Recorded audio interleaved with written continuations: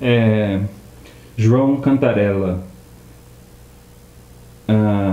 Que horas são? Umas 3 horas da manhã? Deve ser 3h44.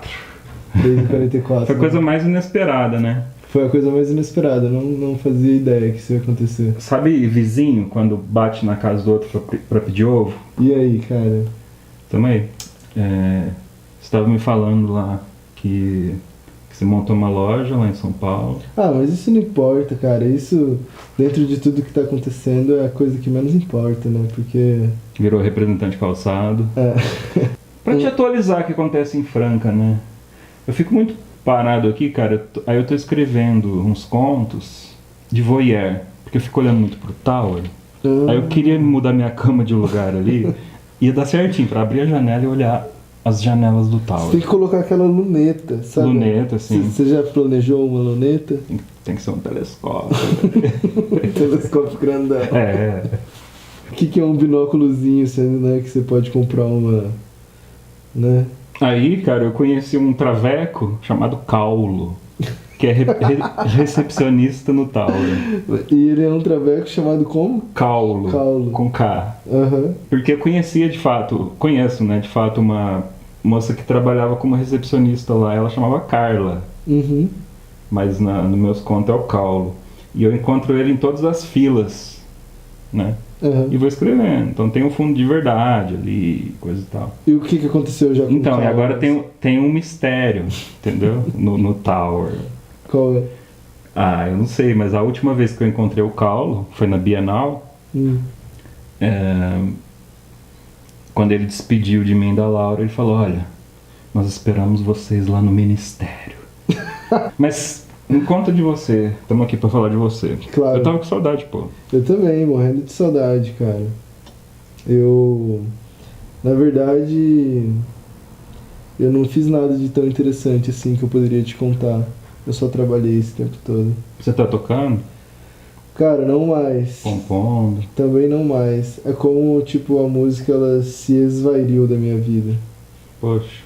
Mas de uma forma positiva. Tipo, hoje em dia, quando eu pego o violãozinho pra tocar, são coisas que eu tô estudando, assim, sabe? Tipo, é sem nenhum tipo de Compromisso. De compromisso, é só você pegar o violãozinho e tirar um som e isso tá de boa.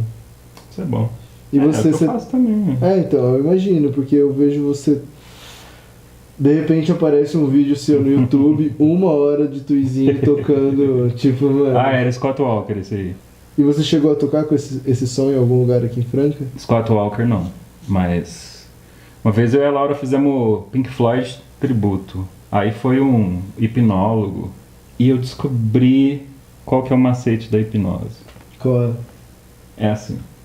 Ele pediu pra gente ficar de pé, fechar os olhos e imaginar que a gente tá em cima de uma canoa e tal, todas aquelas coisas. Aí abre os braços, começa a balançar, e não sei o quê. Aí ele falou assim, vocês não vão conseguir tirar os pés do chão. Ele fez um negócio lá, um abracadabra, sei lá o quê. Eu consegui tirar o pé do chão, sabe por quê? Porque eu entendi o que é a hipnose. Na hora você conseguiu Sim. driblar a hipnose. Sim, e eu vou te explicar, eu vou te dar um exemplo que você vai entender perfeitamente, assim como todo mundo entende. Uhum. Imagina que você tem que acordar 5 horas para ir trabalhar, e é 3h30 da manhã, aí o seu despertador toca 10 minutos antes de você acordar. Você tem 5 minutos que você pode dormir. Sim. Ou você pode acordar aquela hora. Depende da sua força de vontade. Né? Você vai querer dormir ou você vai querer acordar? Dormir, com Você certeza. conseguiria acordar? Jamais. Pra mim, por exemplo, quando eu toco o despertador, eu vou colocando ele pra tocar de 15 em 15 minutos até 1 hora da tarde.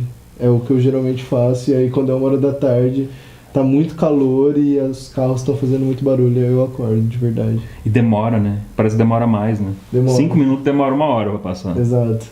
Por quê, né? Não sei, o tempo é relativo, né, cara? É. O tempo é totalmente relativo. Chega a ser ilusório o tempo. É uma convenção, né? O tempo, as pessoas, eles falaram, o tempo funciona assim, mas na verdade o tempo ele é totalmente... Uma coisa interessantíssima aconteceu comigo há pouquíssimo tempo atrás. Uhum. Eu tava dormindo e ouvi uma sirene. Sabe quando mistura no sonho? Sei. Você não sabe se é realidade ou se é sonho. Só que a sirene tava assim, ó.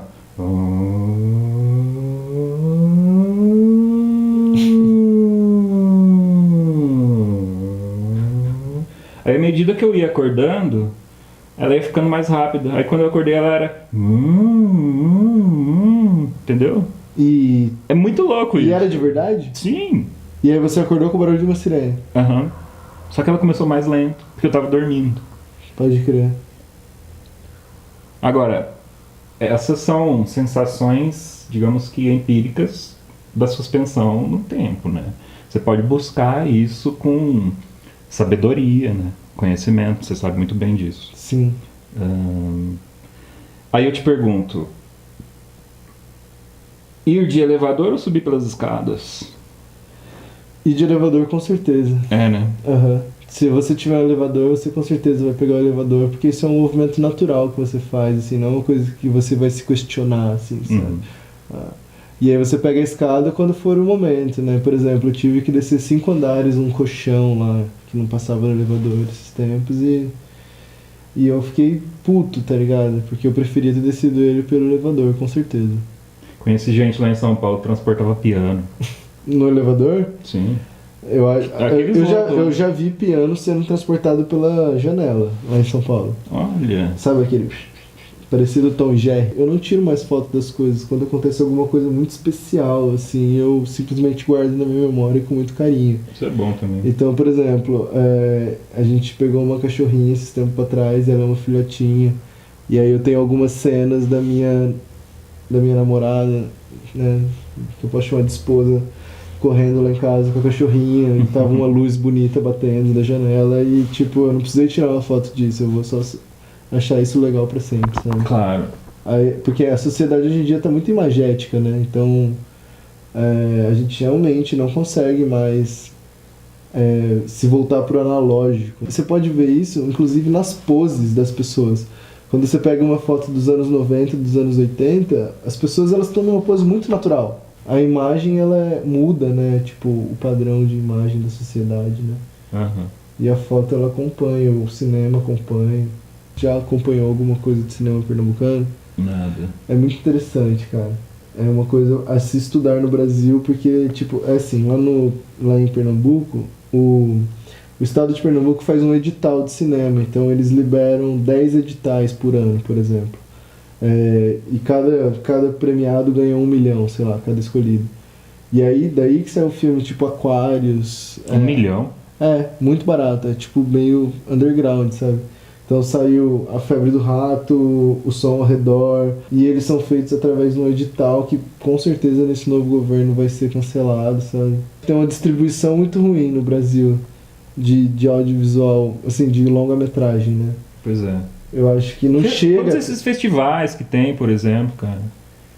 Eles são muito difícil de elitistas, entrar. É eles são- difícil de entrar com longa. Não, é difícil de você entrar pra você assistir, cara. É difícil você, sabe, é pra 200 pessoas. Não, mas um filme meu, ele foi selecionado no festival, né? Aquele, da banda de heavy metal. Uhum. E aí os caras me mandaram um e-mail lá, o seu curta foi selecionado, o edital chamava Inédit. São festivais, é um festival de curtas musicais. E aí eu falei, porra, que legal, né? Fui selecionado, pá. E aí era terça-feira, às 3 horas da tarde, lá no Centro Cultural da Vergueiro, era a sessão. E eu falei, caralho, terça-feira, 3 horas da tarde. Tipo, quem sabe, fala tipo, beleza, deixa eu parar o que eu tô fazendo aqui, que eu vou lá no Inédit. Aí eu cheguei lá e tinha tipo 12 pessoas. Das 12, 6 pessoas estavam envolvidas nos 3 filmes que iam passar no dia. Tá? E aí, tipo, foi passando os filmes, só que a sala era muito boa.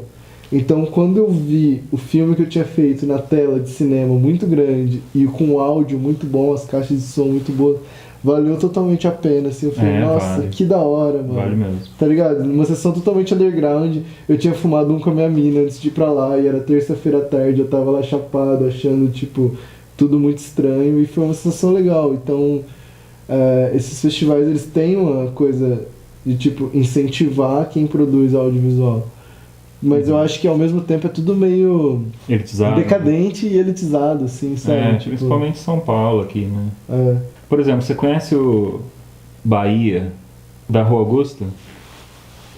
O Bahia era um lugar que eles fizeram uma pistinha de dança. no Não, é um fundo. lugar que tem uns karaokê lá no fundo, é uma coisa muito... Eu tô ligado.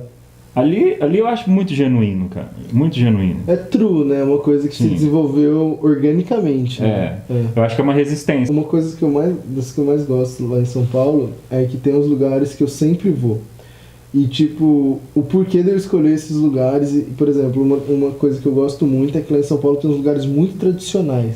Eu não sei se você conhece o Mercearia São Pedro, que é do lado do metrô Vila Madalena. É um boteco e só tem cartaz de filme, assim, ó. A decoração dele é cartaz de filme e ao mesmo tempo é um sebo, pastelaria, e lá, tipo, é o centro da galera do desenho em quadrinhos. O assim. Alex Antunes que dizia, né, que em São Paulo, eu acho, só os taxistas que conhecem as palafitas dos bons costumes.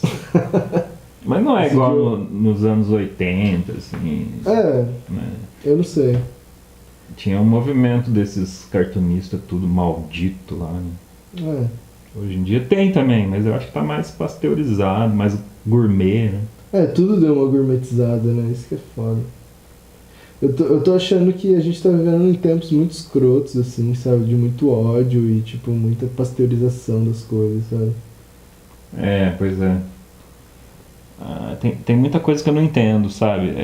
O Queen, por exemplo, é uma banda muito cultuada pelos metaleiros. Quando começou a rolar toda essa onda de fascismo, essa coisa estranha, eu falei pra minha mina e pros meus amigos assim, meu, agora é a hora que a gente tem que ser o mais feliz, inteligente e com saúde e, tipo, sóbrios, tá ligado? Possível, pra simplesmente se posicionar com sabedoria na vida e não cair numa babaquice e saber se defender disso na base das ideias, tá ligado? Tipo, Então, mano, daí eu já discordo. Não, então, aí minha mina discordava, falava, não, porque a gente tem que ser aquela oposição, mano, marrenta, triste, imaculada. Só que eu falava, mano, eu vou ser a melhor Também não. pessoa possível, porque eu vou ser oposição, eu vou pensar contra o que tá rolando. Até onde eu sei, a gente pode pensar o que a gente quer ou não, sabe? Eu posso ser contra algum sistema de governo. Numa boa, Pode.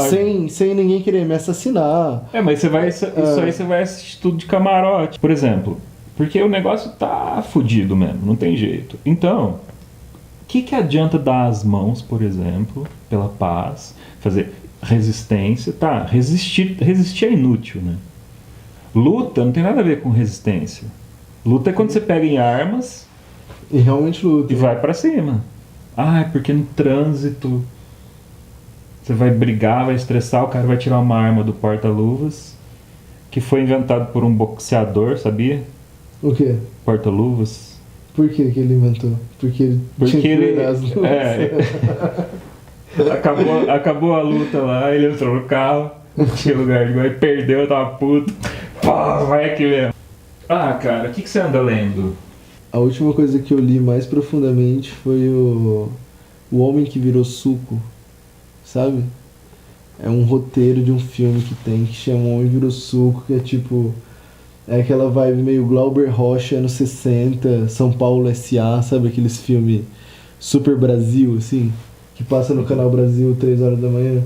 Cara, no São Paulo S.A. que tem um cara que era meu sósia, o principal. Lá, Ele é verdade, só que ele não tinha barba, né? Mas ele parece com você. E ele tem quebra umas garrafas Ele é no louco, poste. ele é louco, ele tá descontrolado, mas aquilo lá se aplica até hoje, mano.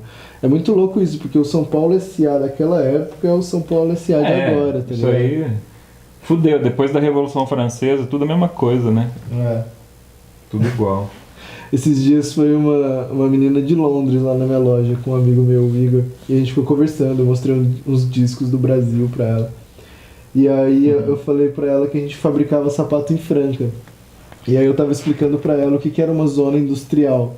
Aí uma hora eu simplesmente parei e falei, mano, peraí, vocês que inventaram isso. Ela começou a falar, sim, lá na Inglaterra a gente tem uma cidade dos sapatos também. E tipo, a industrialização, cara, é um fenômeno global, né? E Franca é uma cidade que ela tá totalmente ligada à industrialização, né? Demais. E E cidades industriais, Tem elas... conexões diretas com chineses, por exemplo. Tem. Cidades industriais, elas seguem uns padrões no mundo inteiro. Elas são, tipo, fora do contexto ali no mapa mesmo, sabe? Onde elas estão, sabe? Então, tipo, Franca é uma cidade global dentro do que ela faz. Entendi. Que é o sapato, sabe? Tipo...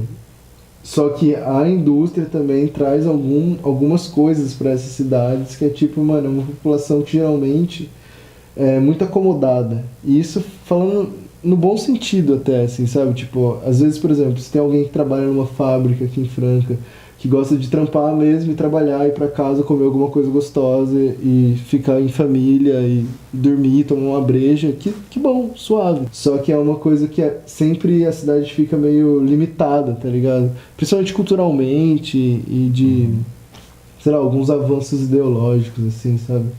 De coisas sociais, sabe? Sempre são cidades muito conservadoras. Que não aceitam, tipo assim, ó, por exemplo, se uma pessoa ela é homossexual, isso não precisa te afetar de alguma maneira. Isso não era pra ofender alguém a ponto de sentir um ódio e amargar todo o seu redor e isso ser uma coisa que se dissipa. Mas eu entendo até o porquê disso, dessa rejeição. Eu também, não tem culpa. É uma coisa que vem histórica, sabe? Não, mais do que isso, é mau caráterzice mesmo, entendeu? Aí tem um lance de a gente não sabe quem é hipócrita ou quem só é escroto mesmo. Por exemplo, todo mundo é, no mínimo, bissexual.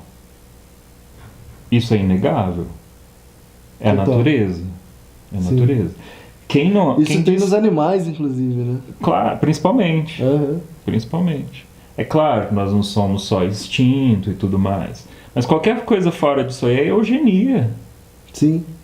né? Aham. E é a Mas mesma coisa do ódio ao humano, PT. o entendeu? humano, ele constrói mesmo esses muros que, tipo, algumas pessoas derrubam e outras ficam com o muro totalmente erguido e forte. Eu penso assim, essa é a minha barreira de pensamento. Aí ou você sabe passar por cima dela, ou as barreiras elas coexistem, sabe? Mas, tipo, o ser humano cria. Eu penso nisso, isso, eu acho isso. E todo mundo é super cheio de razão. E são inquebráveis. A mesma intensidade de razão que você sente vindo das coisas que você acredita, as outras pessoas todas também têm acreditam em si mesmos da mesma forma, sabe? Então, essa é uma coisa que eu falo muito com a Gra, que é tipo, a gente tem que tentar centralizar as coisas. E aí falando, não, porque se você for centralizar, você vai estar sendo conivente com o que está acontecendo de lá e você só está tentando equalizar as coisas. Mas eu acredito que não, eu acredito que, tipo, ninguém que tá aqui, mano, vai dar um salto gigantesco e cair aqui. E vice-versa. Então, tipo, as coisas elas têm que converger pro centro, mano. Mas você acredita numa harmonia? Eu acredito em harmonia, totalmente. Porque eu já atingi a harmonia em vários momentos da minha vida e estou atingindo a todo momento, inclusive. Tá, isso é um conceito. Eu entendi, isso é o conceito de harmonia e concordo que é muito subjetivo. Equilíbrio, tá muito também. ligado ao equilíbrio, Sim. a harmonia. Agora, vamos falar de sociedade, por exemplo. Uhum. Essa harmonia é bem dissonante, né? É um dó com baixo de dó sustenido. É meio cacofônico. Né? Total. É quebrado, né? Porque a mudança é que transforma, Uhum. né? E para ter mudança tem que ter atritos. Aí a gente volta. Por isso que o jazz é o que há de mais espetacular na Sim. história da humanidade, porque o jazz ele é justamente essa inconstância que as coisas são, tá ligado? Então, tipo, nada simplesmente é aquilo redondo, tal coisa, é isso, tal coisa. É tudo, mano, misturado e orgânico, sabe? Então você vai só existindo e entendendo como que isso funciona, sei lá. Tem o jazz, principalmente o free jazz. Sim. O free jazz norte-americano é meio que fachada, porque... Mas depende de qual free jazz você tá falando. Tô falando do free jazz... Sam Ra, por Americano. exemplo. Sam Ra você acha que é fajuto? Agora, aí você pegou num ponto-chave. O Sam Ra, ele tinha um instituto de música. Então, assim, todos aqueles shows, tudo aquilo que ele fazia ao vivo, aquilo era ensaiado. Ele tinha um instituto, que era um lugar, eu não sei se é em Chicago ou Nova York agora, mas era em uma dessas duas cidades, E era um prédio. E tipo, ele recebia meninos de rua, ele acolhia, era uma coisa meio... E tipo assim, nos shows dele, nas aparições do Sanhai, ele falava assim, não, eu vim de Júpiter, eu sou de Júpiter, eu vim para a Terra e tal, não sei o quê. Ele entrava nos shows, tinha uma comitiva, assim, entrava umas meninas dançando com as roupas, e ele entrava com uma roupa imperial, saudando todo mundo, sabe? Ele se colocava como um imperador de um outro planeta. Tá ligado? Cara, um dos melhores shows que eu fui na minha vida foi o Sanha Orchestra. Mas Lá você foi? No Sesc Pompeia. Caralho. 2011. Sabe qual que eu fui no Sesc Pompeia? Simande, tá ligado? Não Simande conheço. da Inglaterra. Não É na conheço. mesma pegada. Então, o free jazz que eu me refiro é o free jazz norte-americano clássico, né? Por exemplo, ele é feito de estruturas que remetem ao jazz tradicional. Por exemplo, ele é tocado com bateria, baixo acústico, geralmente um piano, geralmente é trio, né? Aí tem um saxofone e tal. Mas as levadas são As outras. músicas têm a mesma estrutura do jazz tradicional. Ou seja, parte A, parte B, improvisa, tem tema, depois o tema volta no fim. Agora, se você pega o free jazz europeu, European Free Jazz, Mas é aquele noise impossível de ouvir. tem os mesmos instrumentos, aí já começa a abrir para outros lados. Por exemplo, admite sintetizadores, música eletrônica no meio, aí isso é free mesmo, aí dá para convencer mesmo que é free. Só que duvido, cara. Se eu te mostrar um disco do John Coltrane, de 69, e um disco tradicionalzão do jazz, por exemplo, Kind of Blue, do Miles Davis, você não vai falar qual que é free jazz, qual que é jazz tradicional, porque é a mesma coisa. Sim. Mesma coisa. Infelizmente, né? Devia ser o contrário, né? Porque o europeu só fudeu o mundo, né? Só. Apenas. Apenas fudeu o Eu mundo. tenho essa frustração com o europeu também. Eurofobia. Tem toda uma galera segurando aquela estrutura. E essa galera somos nós. Nós, assim, a gente tá segurando pouco. O que os caras fizeram com a África ali não tá escrito. O que a Bélgica fez no Congo? Mano, é uma história que não existe, não tá escrito em lugar nenhum. O que a França fez em Ruanda? Pra isso acontecer no Brasil, eu sinceramente acho que é 2 palitos, tá ligado? Já tá acontecendo em alguns pontos, na verdade. E, mano... Mas o Macron tá desmoronando lá na França, sabia, né? Porque agora tá rolando umas revoltas populares. Mas tá E o sempre- Brasil teria que copiar esse modelo, cara. Por exemplo, eu tô diminuindo carne, né? Eu sou praticamente vegetariano, porque todas as refeições que eu faço com a Gra, e ela é vegana, então eu não como carne com ela. Então eu me tornei praticamente vegetariano. Então, assim, quando eu falo isso pra algumas pessoas, tem gente que fica assim, ó, mas duvido que se eu pegar uma picanha zona lá, né, cortar o trem lá, aí sabe, tipo, ou então assim, ó, eu como carne mesmo, bacon, bacon. Eu sei. Eu Só já fui que, 1 ano e meio vegetariano. Era desse jeito. né? só que aí eu falo assim, nossa, mano, mas eu não tô nem querendo brigar com você, eu só tô falando uma parada, sabe, tipo, já vem numa defensiva, assim, do tipo, é carne mesmo. Você é Mas, petista, isso é maconheiro, tá ligado? comunista. Você fala, mano, você é louco, velho, tá ligado? Ai, meu Deus. Eu tô achando que as pessoas estão Intolerantes pra caralho, né? intolerantes, mano, a qualquer tipo de coisa, assim, que se fala pra elas, tá ligado? Que saia do senso comum, né? É, E o senso comum tá cada vez mais claustrofóbico e sufocante. sim. E é difícil, cara, você conseguir dialogar e até com pessoas que você lida no dia a dia aí, né? Qualquer lugar. Sim, cara. Mas que bom que ainda temos bom gosto, né? Queria que você tocasse Motorista Driver. Nossa, é praticamente impossível fazer isso.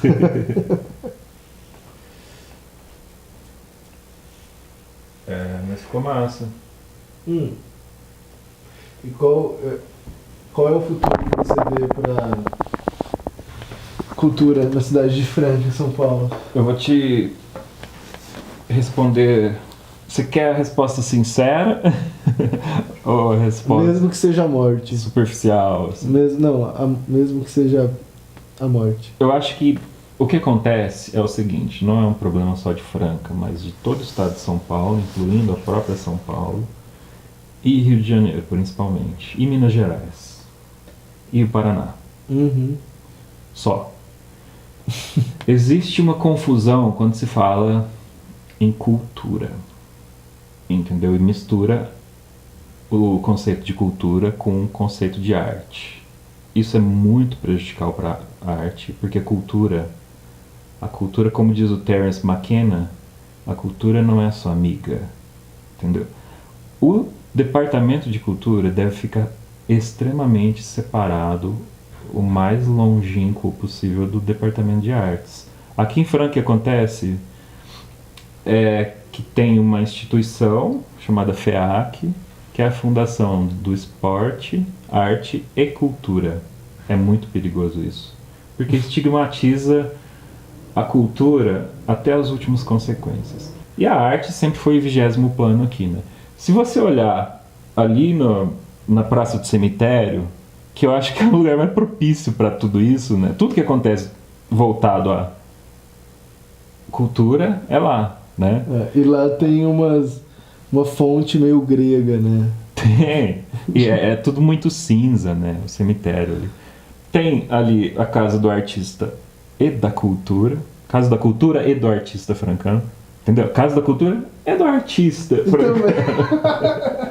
E do lado, cara, no Museu da Cultura, se você prestar atenção, no muro tá pichado, tá pintado. Grafitado. Um sapato social, uma planta de café, uma bola de basquete. Mas é igual a bandeira. E a cara da A bandeira é Duarte, cara. Juro. A Karina Gera tem foto abraçada com Alckmin no Facebook, sabe? E depois passaram isso aí pro W Veríssimo, a Casa da Cultura. Nossa. Como diretor. Aí fudeu. Por exemplo, a Laura nunca mais conseguiu expor as coisas dela lá. Ela ganhava do júri popular todo ano. Mas cara. é o que? Rola um lobby, um jabá? Eu não sei. Essas vernissagens... Imagina, sabe, vernissagem de velho sério? Eu já fui em vários, né? De velho sério? E tá um clima estranho, assim. É. Eu sei. Caralho, meu. Aliás, eu odiei essa Bienal. Você foi nesse ano? Lá de São Paulo? Uhum. Não. Nossa. Eu não perco mais meu tempo com isso. Nossa, eu insisto ainda. Aí você vai ler, cara, a sinopse de cada instalação, cada coisa.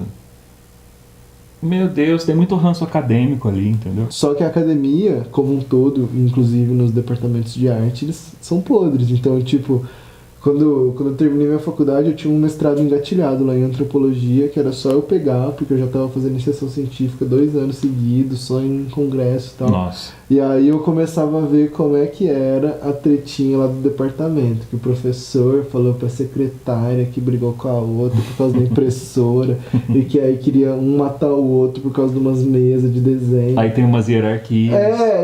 Porque não sei, aqui tá aqui desde 1968. Aí você fala, mano, vai tomar no meio do cu, tá ligado? E uma coisa que eu sempre pensei da academia também, por exemplo, a Sara, que era uma amiga minha, ela fazia doutorado em biologia. E ela era genial, muito inteligente, e ela estudava, mano, um pedaço desse tamanho do mapa, assim, ó, na praia. A praia do litoral norte de São Paulo, de São Sebastião, na pedra tal, aí a longitude, que teve um híbrido de camarão naquela região. Que é um camarão que nasceu com 2 antenas diferentes e tal. E ela, uma pessoa inteligentíssima, passou 5 anos estudando isso, assim, ó. Você fala, mano, a pessoa podia estar... A inteligência dela tá vibrando aí pra várias coisas na sociedade e tal, só que ela tá nessa cadeia. Mas é lógico. Acadêmica. O Malinowski fez isso, cara. Você pega o...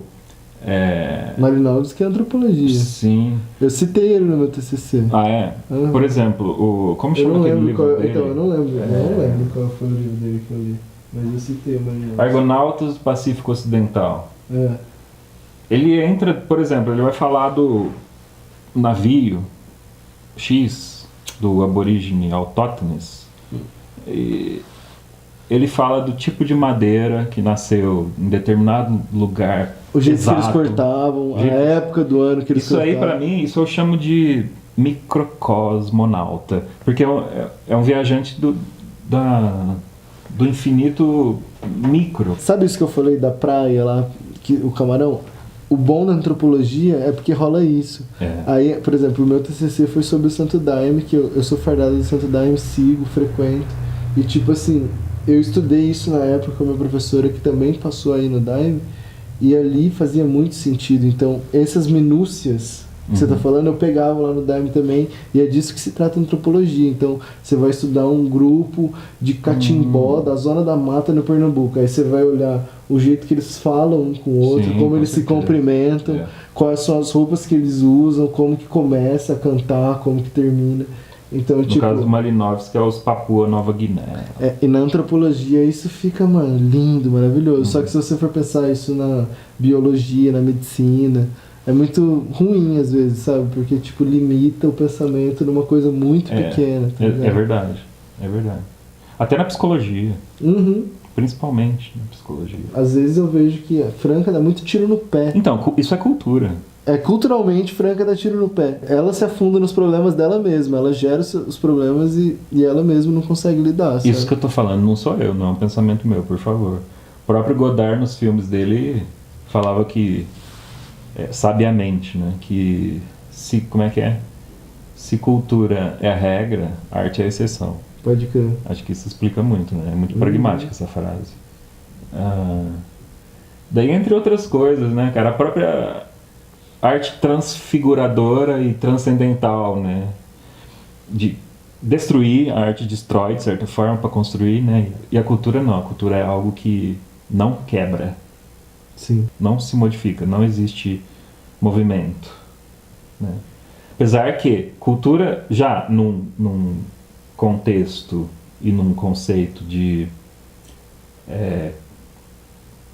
tradição, aí sim, né? Você pode até colocar arte ali no meio.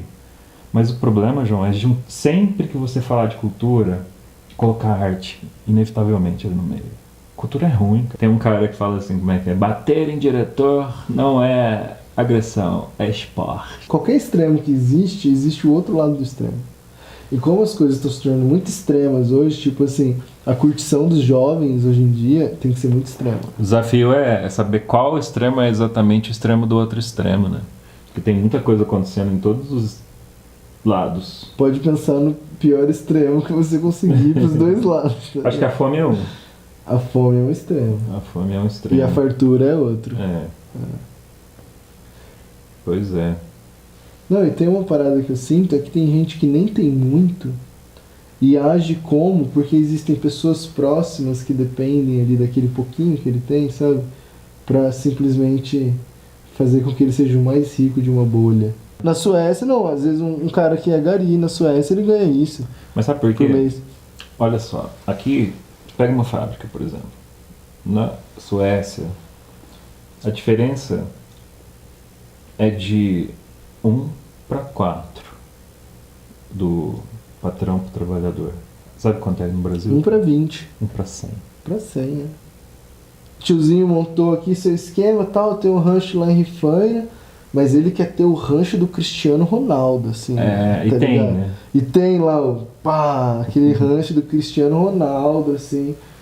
Aí começa a investir em carro. É aquela história, o cara que construiu esse Honda Fit, o cara que tá lá na linha de produção dele, ele nunca vai conseguir comprar um Honda Fit.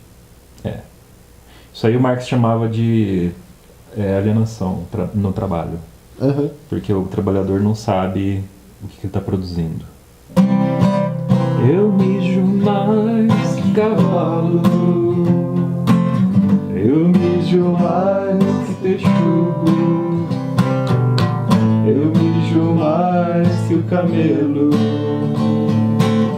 que já bebeu dessa água. Eu mijo mais que a fuinha, eu mijo mais que o brole, eu mijo mais que a raposa, eu mijo mais que você. Quem me dera ser um murinho só pra eu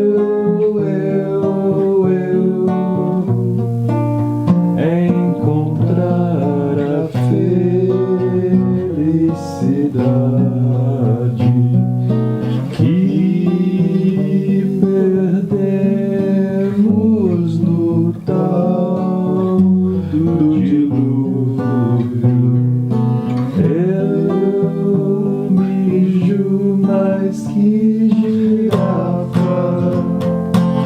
Eu mijo mais que o mico.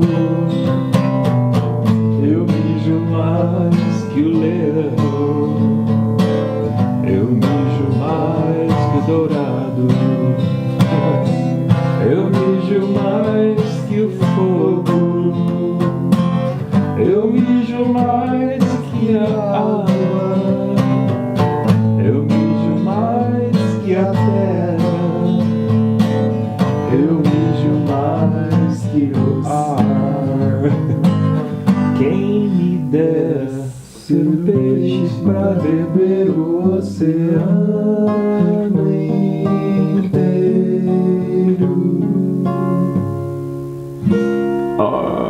Valeu. Nossa, essa música é a melhor, cara. Quer tocar alguma? Não, toca aí, toca mais uma.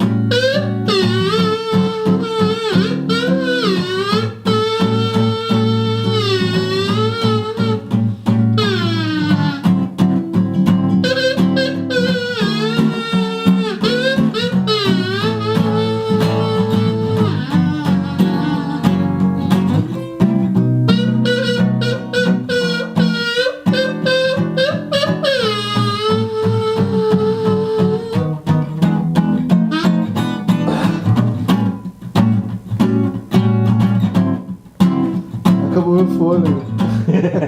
Tá ótimo. Nossa, esse instrumento é muito da hora, cara.